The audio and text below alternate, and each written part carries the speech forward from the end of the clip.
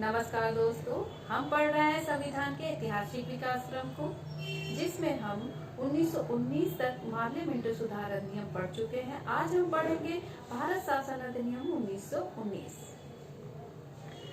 इस अधिनियम को मॉन्टेग्यू चेम्सफोर्ड सुधार अधिनियम भी कहते हैं, क्योंकि मॉन्टेग्यू को राज्य सचिव बना करके यहाँ भेजा गया था। मॉन्टेग्यू ने चेम्सफोर्ड की सहायता से यहाँ की राजनीतिक अवस्था का अवलोकन किया और फिर एक रिपोर्ट तैयार की, जिसे ब्रिटिश संसद में पेश किया।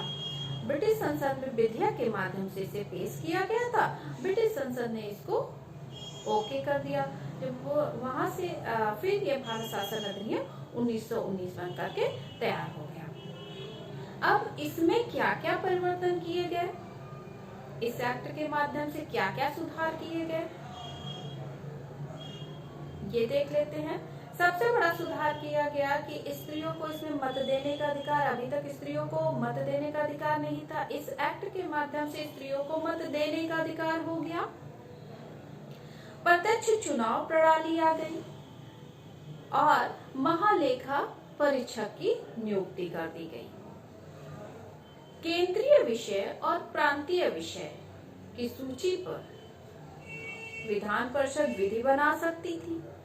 प्रांतीय विषयों को पुनः दो भागों में विभाजित किया गया था। एक थे आरक्षित विषय और दूसरे थे हस्तांतरित विषय। हस्तांतरित विषयों पर गवर्नर सदस्यों के माध्यम से, मंत्रिमंडल के सदस्यों के माध्यम से कार्य करता था और जो आरक्षित विषय थे उस पे गवर्नर कार्यपालिका की सहायता से शासन करता था। इस प्रकार से कितने महत्वपूर्ण चेंजेस किए गए थे भारत शासन अधिनियम 1919।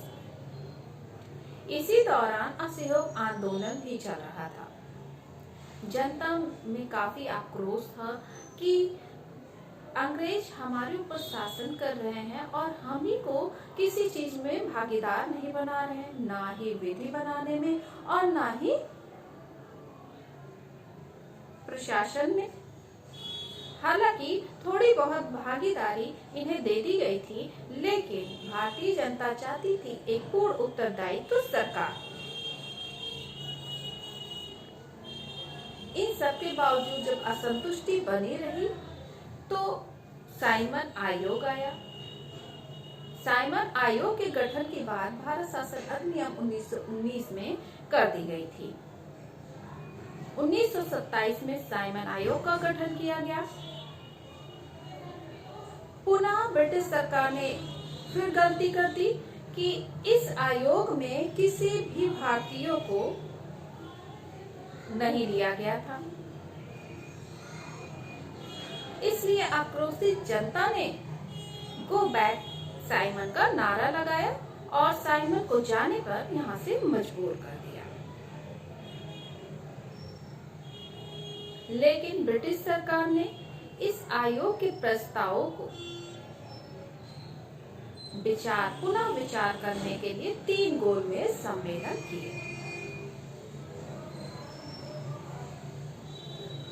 और इसमें सुधार करते हुए एक श्वेत पत्र जारी किया।